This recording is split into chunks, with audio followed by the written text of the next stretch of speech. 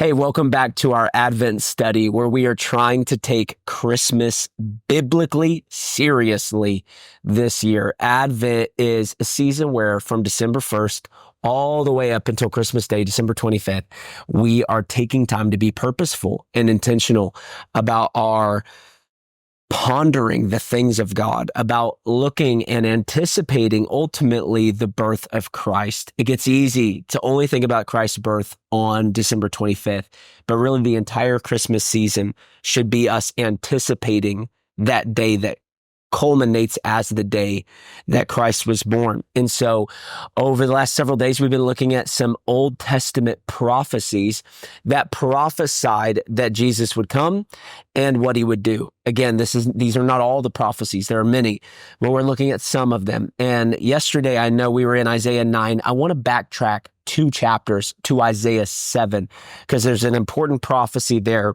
that I want to show you and I want us to think about and lean into.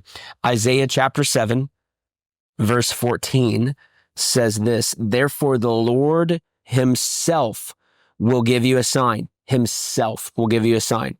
"Behold, the virgin shall conceive and bear a son, and shall call his name Emmanuel." Emmanuel simply means God with us. So a virgin who should not be able to have a child will have a child, and that child will be able to legitimately be called God with us. I don't know about you, but typically fallen, sinful human beings beget more fallen, sinful human beings.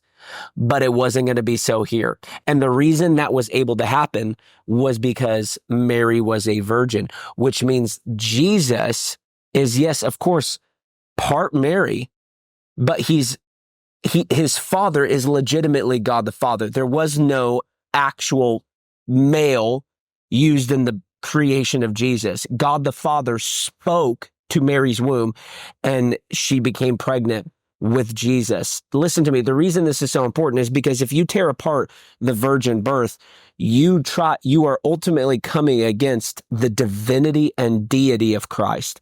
And so many people want to attack this prophecy here, because if you can get Mary to not really be a virgin, then that means that God the Father really is not Jesus's father. Did not beget he's not his only begotten son. And the gospel literally unravels. It falls apart because Jesus is both 100% God and 100% man. And one of the threads people pull out here in this verse in Isaiah chapter 7 is they like to say that the original word that we have translated to the English word virgin can also be used for young woman. And that is true. The Hebrew word we translate here, virgin, can be translated virgin, but it can also be translated young woman. Here's where the argument gets rock solid that it is 100% about a virgin, a literal virgin, not just a young woman. The Greek version of the Old Testament is called the Septuagint, okay? The Septuagint, which is the Greek version. The Tanakh is the Hebrew version, which is where they argue. The Greek version, the Septuagint, which would have been a Greek word, uses a word that can only mean virgin. Here is where the argument is settled and done for.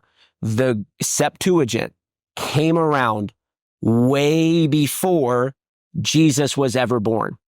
So the Greek Septuagint wrote virgin long before there was ever a Virgin Mary and long before Jesus was physically here on planet Earth. They did not try to rewrite history after having already known Jesus and tried to make the story fit a virgin.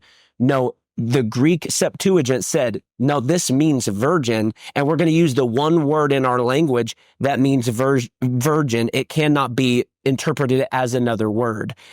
Jesus was born of a virgin. Jesus is 100% God, which is why he can deal with 100% of our sin. And today we are taking time to remember that God did the impossible, and he did it for you, that Christ had to be 100% God and 100% man, so he could 100% be the sacrifice for your sins. And today we anticipate the birth of that miraculous boy.